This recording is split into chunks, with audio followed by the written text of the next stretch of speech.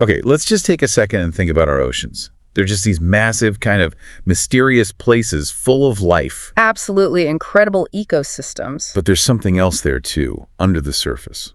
A really growing problem, and that's what we're diving into today. Plastic pollution. Yeah, it's become a really significant issue. This material that's so useful to us in many ways. Right, it's everywhere. It's turned into a major threat for marine life. We're looking at, estimates are around 8 million metric tons of plastic getting into the ocean every single year. 8 million tons. That's hard to even picture. It really is. Think of it like this.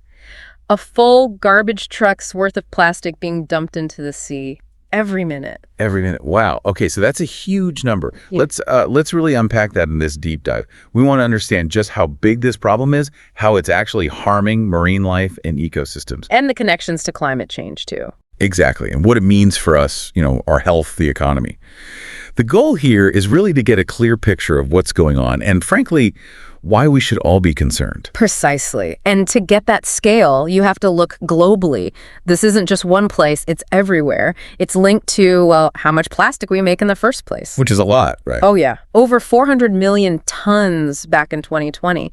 And a huge chunk of that is single-use stuff. Bags, bottles, packaging, things we use for minutes sometimes. That whole throwaway culture idea. Exactly. It's a take, make, dispose mindset that's fueling a lot of this. So we're producing mountains of it. Mm-hmm. How does it actually end up in the ocean from, our towns and cities? Well, a big part is just inadequate waste management, especially in areas maybe without great recycling or proper disposal setups. So it just gets loose. Yeah, it easily finds its way into rivers, streams, and those are like highways straight to the sea. Plus, wind blows it from landfills, rain washes it off streets. And then there's just plain old littering, unfortunately. Human negligence plays a part. Okay, so it gets into the water. Then what? Does it eventually just break down and go away? That's the problem. It doesn't really biodegrade like, say, an apple core would. Instead, sunlight and waves break it into smaller and smaller pieces. Microplastic. Exactly. Tiny fragments, less than 5 millimeters, like smaller than your pinky nail. And the really worrying thing, they are literally everywhere now.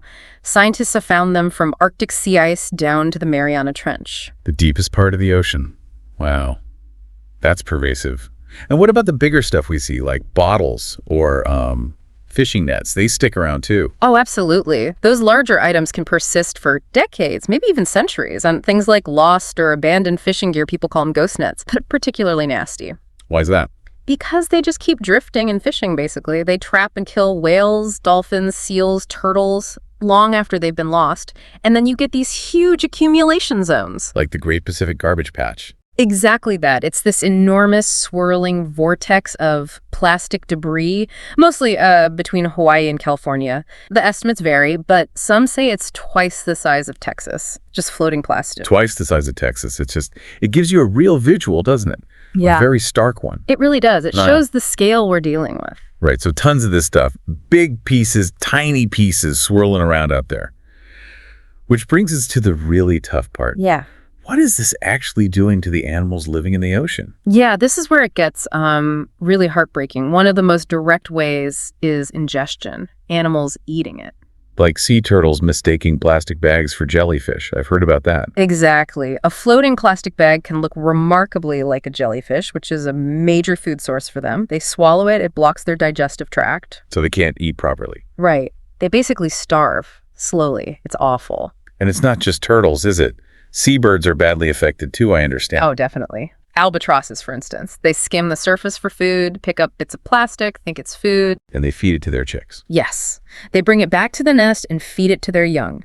The chicks' stomachs fill up with indigestible plastic. They get malnourished, dehydrated, and many of them just don't survive. Their small bodies just can't handle it. That's terrible. And those ghost nets you mentioned before. The entanglement sounds horrific. It is. It's incredibly destructive. These nets just drift silently, tangling up anything that swims into them. Whales, dolphins, seals, sea lions. They get trapped. Completely trapped. They can suffer really severe injuries struggling to get free. If they're air-breathing mammals, they can drown if they can't surface. or they just get exhausted and starve. The estimates are grim. Something like 100,000 marine mammals and maybe 1 million seabirds die every year from plastic pollution. 100,000 mammals, 1 million birds every year. That's just a staggering loss of life. It really is. And then, okay, we have the microplastics, maybe less dramatic visually than entanglement, but it sounds like maybe even more insidious, widespread threat. I think that's fair to say. Because they're so small and so numerous, they get eaten by a huge range of marine life, right down to the tiny plankton at the bottom of the food web, up to fish, filter feeders. What happens when they eat these tiny bits? Well, it can cause physical damage inside their bodies, blockages, it can reduce their urge to eat real food, and there's evidence it can even affect their reproduction. And this is where that idea of biomagnification comes in, isn't it? Where it gets worse as you go up the food chain. Precisely.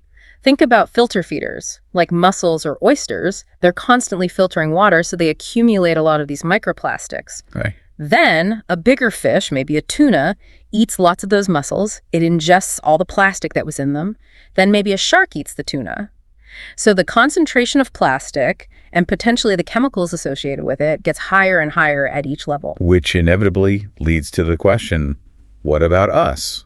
When we eat seafood. That's the major concern, yes. Studies have found microplastics in seafood that people consume. Oysters, mussels, fish. So what are the potential health effects? Do we know? We're still learning a lot, honestly. Research is ongoing. But the concerns are around potential inflammation in the body, possible disruption to our endocrine system, our hormones, because some chemicals and plastics can act like hormones. Like BPA. BPA, phthalates, things like that. And some scientists are exploring potential links to increased risk for certain diseases. But again, it's an active area of research. So, okay, it's not just about saving the whales, as important as that is. This has direct relevance for our own health. Yeah. And it sounds like the plastic is also messing up the basic functioning of ocean ecosystems themselves. Absolutely. These ecosystems are incredibly important, not just for biodiversity, but for regulating the entire planet's climate. And yes, plastic is throwing a major wrench in the works. Yeah, exactly. Can you give some examples of how plastic physically disrupts these places? Sure. Think about coral reefs, these beautiful, complex structures. Plastic debris can literally smother them, blocking sunlight that the corals need to survive through their symbiotic algae. And physically break them too, I imagine. Yes, larger pieces can break fragile coral branches. Then you have habitats like mangrove forests or seagrass beds, vital nurseries for fish, great coastline protectors. And they absorb a lot of carbon, right? Carbon sinks. Huge carbon sinks. But they get clogged up with plastic bags, bottles, all sorts of waste. This degrades the habitat, reduces its ability to support life, and diminishes its capacity to soak up CO2. So by damaging these habitats, we're actually weakening the ocean's own ability to fight climate change, which then makes the ocean warmer and more acidic, making it even less resilient to problems like plastic. Yeah. It's a cycle. It's a really vicious cycle, and it doesn't stop there. The actual production and disposal of plastic is a climate issue, too. How so? Well, most plastic is made from fossil fuels. Yeah. Extracting those fuels, manufacturing the plastic itself, and then transporting it, and often incinerating it at the end of its life. All of that releases significant amounts of greenhouse gases, mostly CO2. Do we have a sense of the scale of those emissions? There was an estimate back in 2019 that the global plastic life cycle emissions were equivalent to nearly 190 coal-fired power plants running for a year. Wow. Okay, that puts the carbon footprint of plastic into real perspective. So making it pollutes, using it pollutes the ocean, and that pollution worsens climate change, which makes the ocean more vulnerable. It's deeply interconnected, and these environmental problems translate directly into, well, human and economic costs. Right. Tell us a bit more about that side of things. How does plastic pollution hit economies and communities? Well, think about coastal areas that depend heavily on fishing or tourism. If your beaches are covered in trash, tourists might not come. Yeah, that makes sense. And if fish stocks decline because of pollution impacts or habitat loss, the fishing industry suffers. Livelihoods are directly threatened.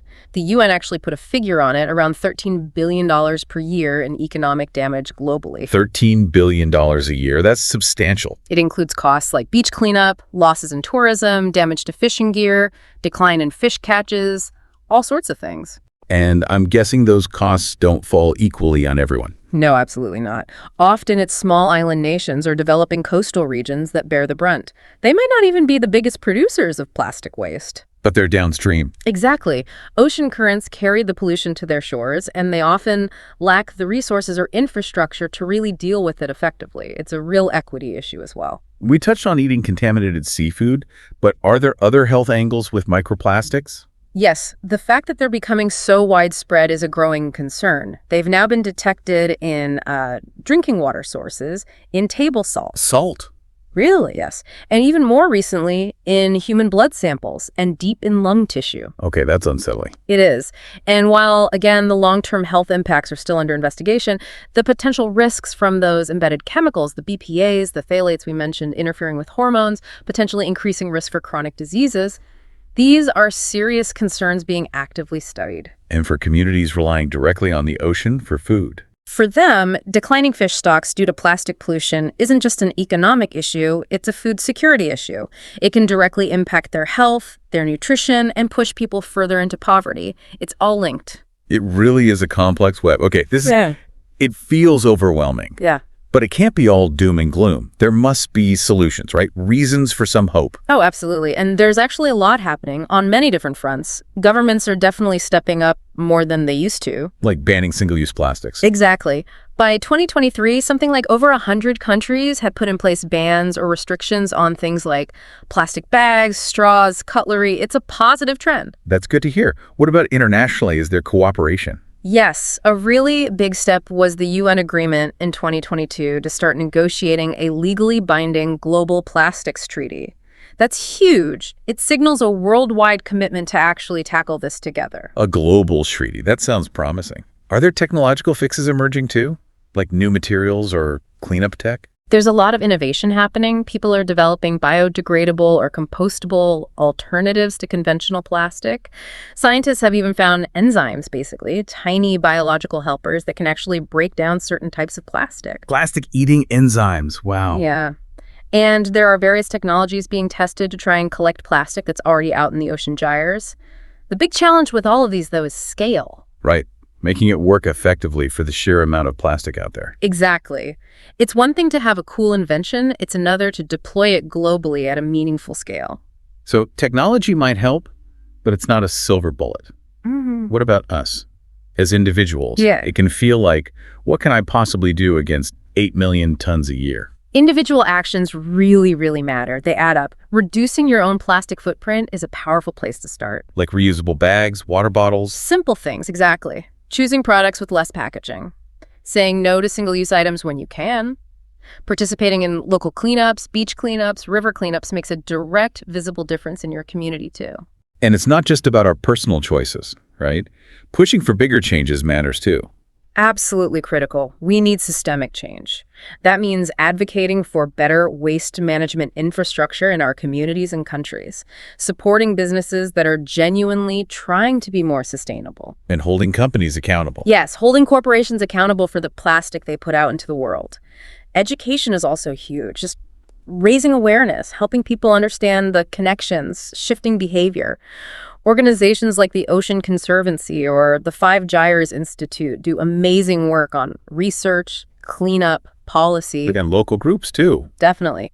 Grassroots movements can be incredibly powerful. It really takes effort at all levels. It sounds like it needs everyone pulling in the same direction. Governments, industry, communities, individuals. That's the only way we'll really get a handle on it. Look, plastic pollution is a massive threat to our oceans, no doubt about it.